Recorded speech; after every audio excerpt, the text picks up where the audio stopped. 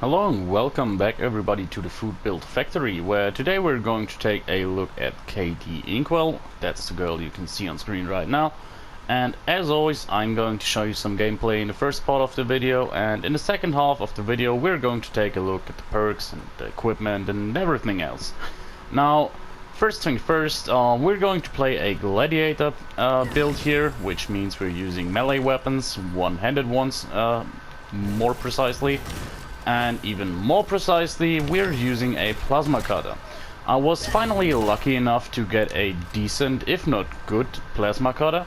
Now, the version I'm using here is an anti-armor power attack version, so overall, very decent in my opinion. The only thing is, if you can remember, the last time I shown off one of the daily ops weapons, the Warglaive, that was an anti-armor version as well, and I'm still not... well, I do like anti-armor on melee weapons, even though we do have the incisor perk. Overall, it's a bit of a waste. Now, it still adds a little bit of armor penetration and is nice if you want to really go down that route. However, one thing that's got to be said is that something else could be better here. Now, I'm not a big fan of junkies on melee weapons, but let's say instigating. Instigating, I feel, would be a good perk. Now, very obviously, bloodied is always a very nice solution. However, you know, I'm not showing off bloodied weapons all that often here on the channel, simply because that's the most covered class, so to speak. Like, there's pretty much a very optimized and very good bloodied build for pretty much every single weapon out there, so I often feel like that would be pretty much overkill to show off that. Power attack I do like. It's definitely one of the better secondary effects you can have on melee weapons. However, I still would have preferred swing speed, but overall I don't want to complain too much, because you know how hard it is to obtain legendary versions of these new weapons. And yeah, anti-armor power attack, for all it does, it's still one of the way better ones you can get. Now, it's not my first legendary plasma cutter. I did have, I think, a furious one, but just furious with, I think it was limb damage or something, so definitely it wasn't something good, something very minor. And then I had yet another one, but that was really just a, like, zealots or anything, nothing noteworthy at all there. So yeah, I decided to not use them for a video, but rather wait for something better. And well, I thought that anti-armor power attack, if only for the power attack, is a very nice thing here. So this video is going to be, now obviously I'm showing off just a melee build here. It's turned out to be quite nice, quite tanky in most situations. I didn't want to use power armor on this occasion, even though nowadays I really do think that power armor is pretty much the best way for melee. Now, you do lose out on a little bit of maximum damage, because you're not able to get your strength as high in power armor as you would in hell. I hate that when the enemies just run off like that. So back to the topic. Yeah, you can get more strength and therefore more damage while not in power armor. But really, since the additive, since the balance change and strength is now an additive bonus, you're not missing out on that much. So I rather like the tankiness from power armor, but that's neither here nor there. For this video here, we do have a character in standard armor, mostly because I wanted to use this here outfit. Now, Katie Inkwell, she's a character from the last scoreboard, or at the time of recording it's still the active scoreboard, but it should be down pretty soon. Now, I'm not quite sure if I want to fight the Scourge Beast. It takes a bit long. It's okay, honestly. Doesn't take too long. We can do a lot of power attacks. I just fear that it will take ages until it lands, and you know, I'm not a fan of switching in Enforcer perks using a shotgun or anything. I do that when I'm playing for myself, but doing like these little weapon or build showcases, I tend to not do that all that often.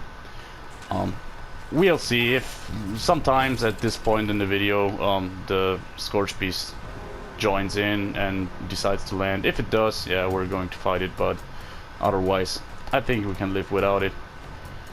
Well, fuck it. Now that I talk about it, let's just see. Well, another thing I wanted to talk about is I was pretty absent lately from the channel. I think I didn't post a video for like 2 weeks or something. Some of you already knew why, just from comments I left or something, but yeah, overall what happened is I am expecting a PlayStation 5 sooner rather than later, and yeah, I was expecting it between March 19th and March 23rd, and I thought that at the time where I stopped releasing videos, it was like I was like a week off from getting the PlayStation 5, which will help me a lot with the channel, just finally getting a bit better quality on my videos, and also especially the audio will improve simply because you're not hearing that constant sound of my old PlayStation in the background there. But yeah, anyways, the PlayStation didn't come. I'm not entirely sure if I was scammed or not. I'm still willing to believe I wasn't, but yeah, anyways, I'm currently waiting for an answer from the shipping company, but that's neither here nor there. I decided to finally just release another video. I really would have loved to just come back with better quality stuff, but yeah, no reason to wait any longer. Sooner or later you will see something better. And well, I thought for a second there that he's going to land again, but come on, come down there. And yes, at the very least I did have a little bit of time to level up some of my characters. Like, they're all pretty high level nowadays, so we weren't talking about like 20 or so level ups, but yeah, just gave me a chance to do a little bit of maintenance here and there. Now please, would you land? It's kind of boring, and I also don't wanna stop the fight with you like in the middle of it. We're already halfway there. I expect him to die if he lands again, but yeah, very frustrating thing about the game. I would have loved if maybe there was a way for the syringe, for example, would be a good choice. Just give it an option to modify it so you can force Scorch Beasts to land. I mean, it was even a problem back in Skyrim days with dragons, and well, I mean, there's a lot of ways to get them down, but they all involve guns, and if you just want to play a dedicated melee build, which was always a fun choice in Bethesda games, you're kind of hindered in that department. But well, anyways, yeah, we're not going to bother anymore. We're going on to towards Red Rocket Mega Truck Stop. Here we have a robot, one of the energy weapon ones, so not that big of a deal. The ballistic ones are way more dangerous. And well, back to the build a little bit. Another thing I wanted to use this build for is, in general, lately I didn't show off a ton of melee builds, simply because, as far as I'm concerned, melee is in a pretty bad spot. Now, it's a really odd situation for melee, simply because it's relatively easy to get a melee build being very good for general enemy farming. Like, everything up to super mutants, or including super mutants, you can deal pretty successfully with, but especially when it comes to boss type enemies, you really see a big drop in performance. Like, it's a pretty similar situation to actually gunslingers and the like, where for a majority of the game you can do very well, but for the situations where you're fighting Scorch Beast Queen, for example, or anything, you're really left behind a little bit. Well, today is one of those days in Fallout 76, I see. And I mean, you can kind of get away with it by using very optimized bloodied melee builds, but they only can. There's only so much they can do, and I'm expecting to die here sooner or later. But yeah, well, just take another stim pack here.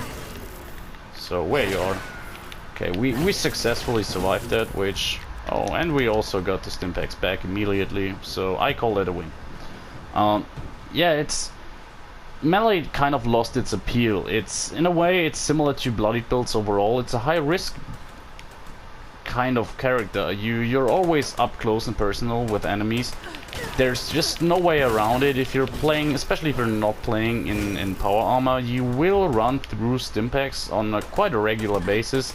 You just need them to stay alive, which I don't feel like is a big burden. Stim packs are easy to come by, especially with daily ops nowadays and everything, but overall, the cost to keep a melee build running, in my opinion, is just way higher than a ranged build, which is kind of odd. I mean, okay, you do have to farm for ammo a little bit, but once you have an efficient build going, it's way easier on maintenance than a melee build, in my opinion, simply because you have to heal a lot, your armor constantly breaks because you're always taking hits, and there's not a single thing that melee does exceptionally well compared to other builds.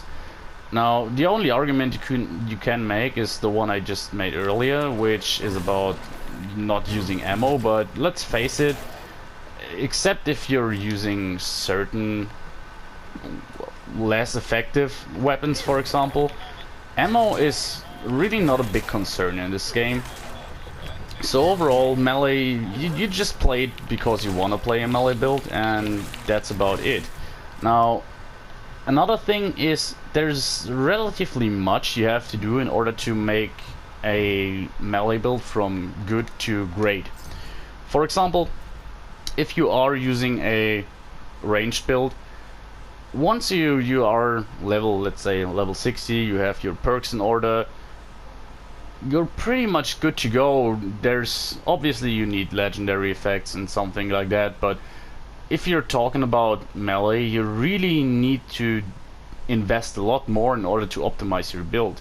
Like, if you really want to optimize your build, we're talking about like 3 to 4 constant buffs you will probably just always want to use, like things like glowing meat steak,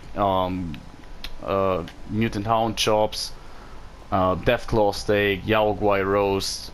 Then another good option is alcohol. You do have a lot of chems that work well, and you'll see that especially if you're fighting tougher enemies, you will basically need that in order to stay relevant, which is kind of odd. I do like that there is a lot of way to buff your enemies. By the way, we're not using any buffs during this video here, but it's kind of a shame that you need to do this in order to keep up with other builds. So I really hope they improve on melee in the future.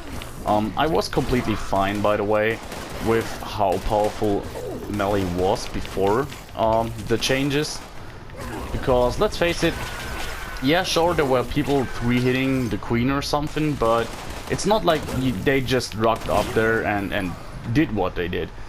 There was a lot of planning involved, and even though the fight against the queen may have gotten down in like 2 minutes or under a minute sometimes, the thing is that beforehand people were grinding and collecting stuff for hours, like getting all their buffs together, getting all the meat they wanted to use before the build, before the fight.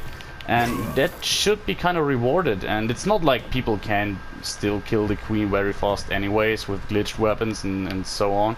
So yeah, I feel like they should add damage back to melee builds. Like, one very important thing I would feel is that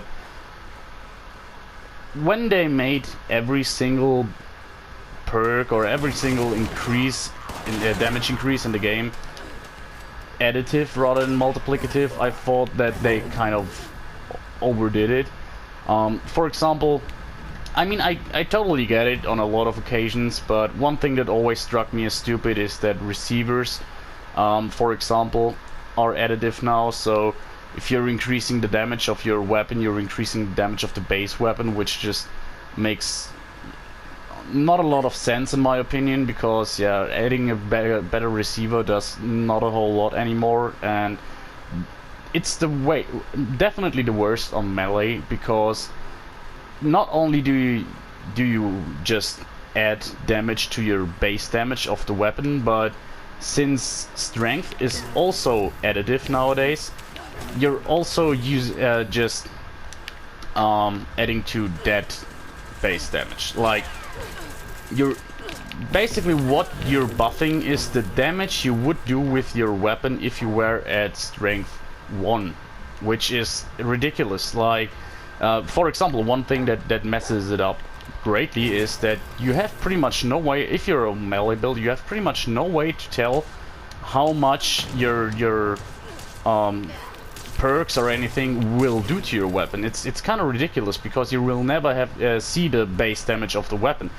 If you are a range build, you can just put on the standard receiver, or just look at the workbench and see how much your weapon would do without perks and with the standard receiver, and you can kind of predict how much your perk increase will do or anything. But when it comes to melee, that's just not possible. Even if you use a completely unmodded version of your weapon, yeah, you can still not tell how much your perk increases or something will do. Well, anyways, it was a bit of a long rant. All I wanted to say is that, yeah, even though we're using one of the better weapons and one of the new weapons and everything, you see, we're doing well. Like 3 hits for Deathclaw, that's not a big problem. We're doing kind of well. If we have adrenaline going on, okay, here we do have a healing enemy. Like, if we have adrenaline going on, we can pretty much one-hit with a power attack, even super mutants up to level 75. I think if we're going for a headshot or get a hit on the head, we can even sometimes one-hit kill level 100 super mutants. So yeah, that's not a big trouble. But you saw, for example, when we were fighting the Scorch Beast earlier, that's where the weapon falls flat, because we're just not having the DPS. Like, especially if we're forced to wait till it landed, which is kind of a shame, and there's not a whole lot you can do. As I said, you can use a ton of buffs, but really, if you're investing in like 10 different buffs or something, you can like multiply your damage output by 2, I guess, if you're doing everything right.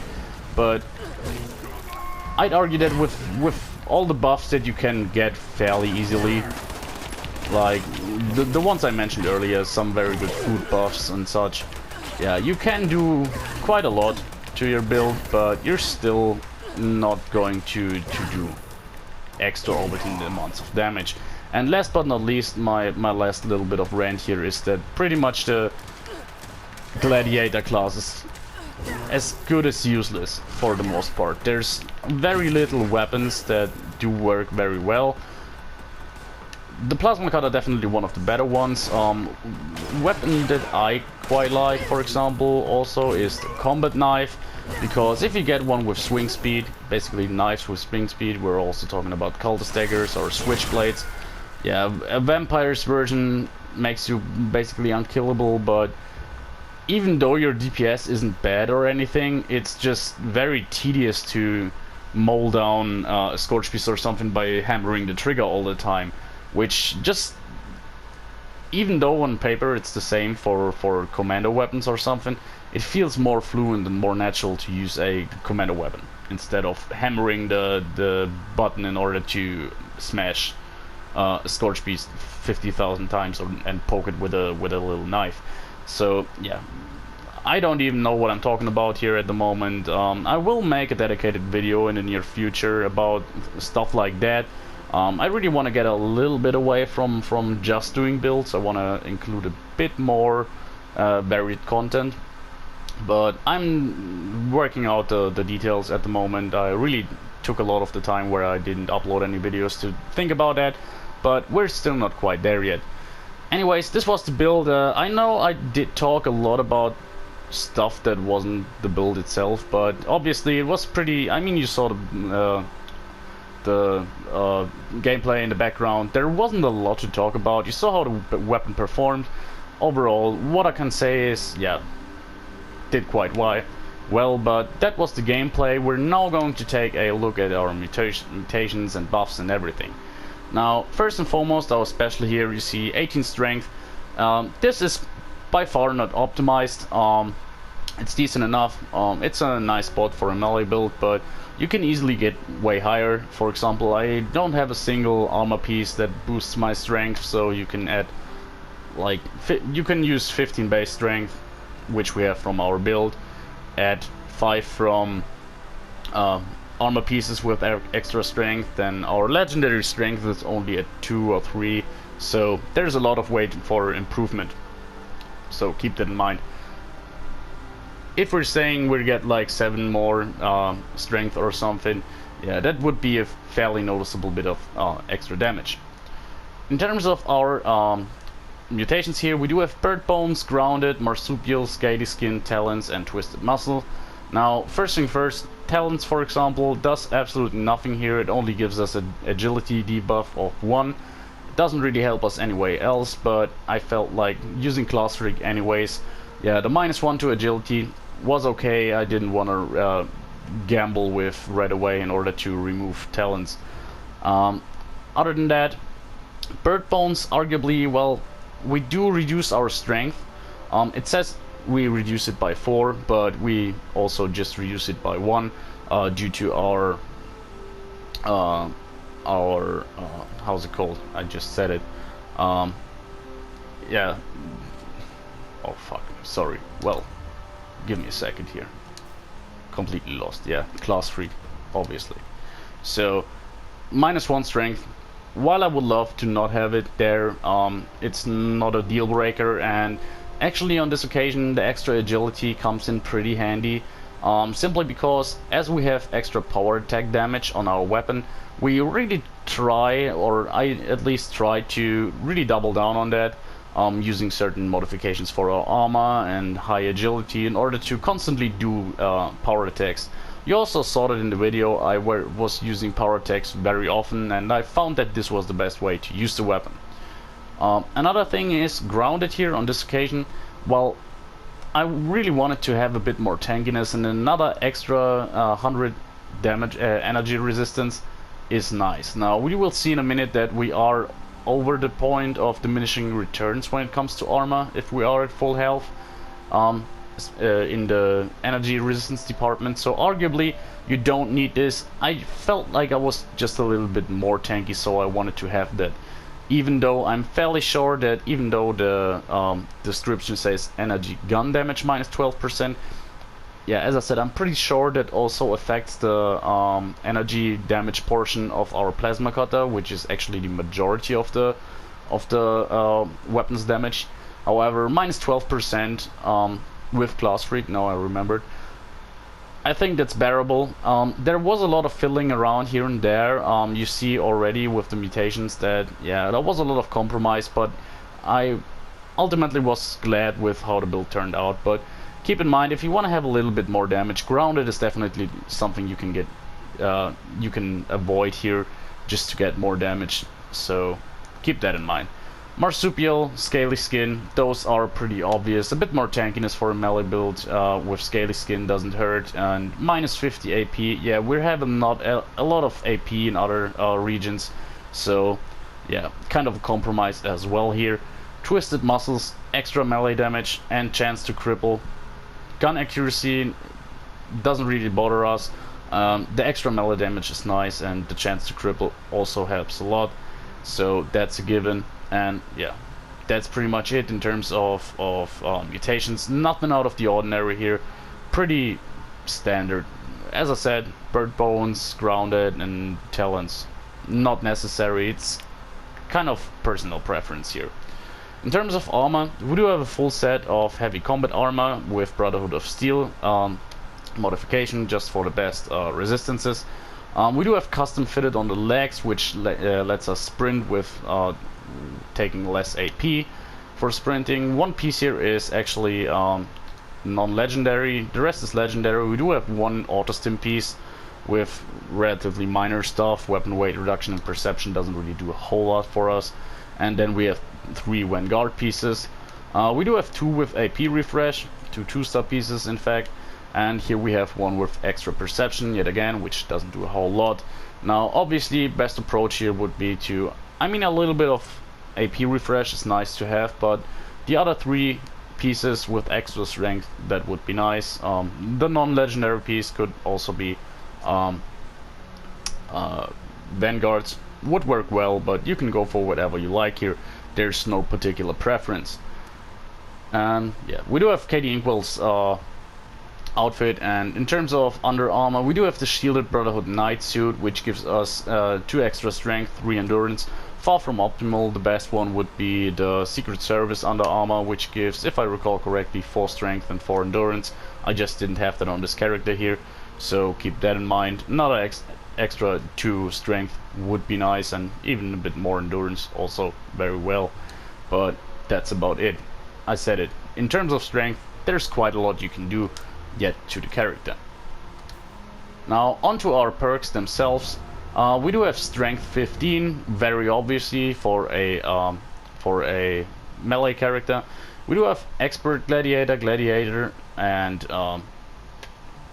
where is it? Yeah, exactly. We do have 2 ranks of gladiator, which I fiddled around a little bit, but we do have incisor and martial artist here. Those 2 I have on pretty much every single melee character. There's never a good reason to not use it. We could probably get away without incisor here, but the only other thing I would use would be another 3 ranks of gladiator. So I feel overall the armor penetration, even though we also have anti-armor on our weapon, incisor gives us more damage output when compared to 3 ranks of gladiator. The only version where we would probably get more out of the gladiator perk would be if we're fighting ghouls or something, but those aren't the enemies we particularly care about. It's more important when we're going against scorched beasts or anything, and when it comes to them, every little bit of armor penetration helps a lot. And lastly, we do have blocker. This would be another one that we could get rid of in order to use our master gladiator perk. However, yeah, yet another compromise here. The best way, by the way, to do this here would be to go for 2 ranks of each gladiator, expert gladiator and master gladiator. That would overall give us the best damage, but we're not talking about a whole lot here. Onto perception. We do have 1 in perception. I just used fire in the hole, so if I want to use a grenade I have a little bit of throwing arc, but probably the best choice here would be to just use 1 rank of glow sight for a little bit of extra damage in certain situations. Matter of fact is we just don't need any of the perception perks particularly necessarily, so that's that. Endurance is in a nice middle ground with 9, but we're getting quite a lot of use out of it. We do have fireproof, very obvious. I do have it a lot of the time, so just reduces the damage from explosions, which is very nice. Basically mitigates every explosion damage. We do have adamantium skeleton, very important in my opinion on a melee build. Now we're already using quite a lot of stim packs, so you could get away without it, but keep in mind every time one of your limbs is crippled you're automatically staggered, which really is a hindrance when it comes to melee combat. So I just like to have an adamantium skeleton on. Yeah, you could get away with rank 3 of life giver instead or something, but I felt adamantium skeleton was a good choice here. And lastly, we do have ghoulish. We also have 1 rank of how's it called, the legendary perk, what rats. So this works kind of well, especially if we're fighting ghouls, which is something I just often do because they give good XP compared to how easy they're to fight. And you saw that when we were at the Sons of Dane compound. Yeah, fighting high level ghouls, pretty much no problem. I found that especially fighting glowing ghouls can be kind of tricky with a melee build.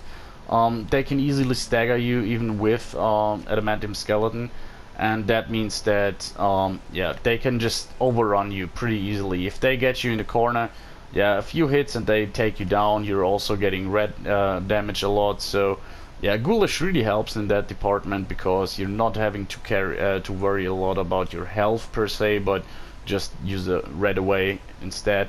So yeah, that worked out pretty well. I did like it a lot, and also it makes farming places like White Spring just way more efficient. And also the radiation when you're fighting a Scorch Beast, they do give up radiation in their immediate area, which really helps. It's a nice sweet spot where it constantly heals you for a little bit, and the radiation damage is not a whole lot. So yeah, when fighting them, you don't have to worry a whole lot about your health anymore. You can just take all the time to smash them, which is nice. So I do like to have it here. Onto Charisma, we do have Lone Wanderer, nothing out of the ordinary. I pretty much always have it. Now you can get better results if you're using the right combination of the herd mentality and stuff like that if you are in a team, but I'm constantly alone. I just don't want to bother and always forget to get into a private team, into a public team and everything. So I just use Lone Wanderer, it's just easy to do. And Tenderizer, well, we're trying to one hit or at least two hit most of the times, so we're not getting the biggest benefit out of Tenderizer, but when we do need it or utilize it, that's when it really is necessary, as us yet again fighting Scorch Beast or Sheep Squatches, for example. Yeah, you really want to have the 10% multiplicative damage. That's really important. In terms of intelligence, we're pretty low on intelligence. We're down to 3. Now, this doesn't really work well with the whole KD Inkwell theme, but yeah, doing a melee build with a lot of intelligence, I have something like that in mind for the future. But yeah, as for now, we are low with 3 intelligence, and we use it for first aid. Now, one thing that I haven't talked about so far is we do have Born Survivor and we do have 1 Autostim piece. Now, this is working out very well in my opinion. Now, a lot of people don't like that or say like it's redundant. Thing is, for example, when we were fighting the Soltron, you saw it really burn through our health, and even with first aid, the healing from your Stimpack just can sometimes not be enough. So having actually 2 Stimpaks from 2 different sources, this is how it works as far as I'm concerned, or how I see it. Didn't really test this, but yeah, I think I'm pretty sure that you actually use 2 Stimpaks if you're getting down to 20% health, and that makes you very tanky for a few seconds. So if you are surprised by an attack like that, it's really hard to kill you. Like, only constant damage from a lot of sources, that's where you are in danger. But for the most of the times, yeah, Stimpak's keeping you alive very easily. Onto agility, we do have Action Girl here, more AP refresh. You see, we have a lot of AP refresh, 2 pieces on of AP refresh on our armor, Lone Wanderer, Action Girl. Yeah, there's a lot going on. We want to use power attacks a lot, and we even get a little bit of our AP back while attacking. So basically, you can constantly power attack, which is very nice. This is pretty much the cornerstone of our build, actually, because yeah, as you can see here, it's basically infinite, which I quite enjoyed. Was actually the big thing about the build. We do have Marathoner, pretty simple. If we are approaching enemies, we want to sprint there pretty quickly, and we basically always want to have AP left when we reach them. Now, as I said, as long as we're having enough AP to do 1 power attack, we're basically fine. But yeah, that just assures us that this is possible. Bone Survivor, I just talked about. White Knight, very important. I played without it and was just bothersome, and you really need a lot of damage resistance in order to keep this build going. Otherwise, you're just burning through even more Stimpaks, which is kind of tedious. Unless you're doing it with good armor, then it's okay, it's definitely manageable. And lastly, we do have rank 5 of Adrenaline, pretty stock standard here. Yeah, more damage once we're getting into bigger fights. Onto luck, relatively high for a melee build, but not unreasonably high, I'd say. Now, Bloody Mess, hit or miss if you don't like it, if you feel it doesn't add enough. I wanted to use it simply because we had a lot of compromises in terms of damage that I explained, especially here talking about Max Gladiator the Master Gladiator perk we're not using, and just getting like 15% extra damage from Bloody Mess felt like a right way to do here, simply because we did have the perk points left. Ricochet just gives us a little more survivability. Now there's no particular synergy going on with our legendary effect of the weapon, not like with vampires. Obviously vampires would be great on this weapon. My dream plasma caster would probably be a vampire swing speed version or a bloodied swing speed version, but yeah, if I had to decide, I'd even rather go for the vampires version, probably. So yeah, other than that, yeah, this time around we're just using Ricochet simply for less damage coming in from enemies. Pretty easy here. We do have Class Freak, as I said during the video with my little brain fart where I just didn't remember how it was called. Yeah, we do have quite a lot of debuffs from our mutations that could hurt us, and yeah, with Glass Freak I think they're just very minor, so we can live with them. And lastly, we do have Starch Genes, so we don't lose our mutations. On to our legendary perks here. Not a whole lot going on. We do have a few perk points here and there, so yeah, nothing too interesting, nothing really maxed out.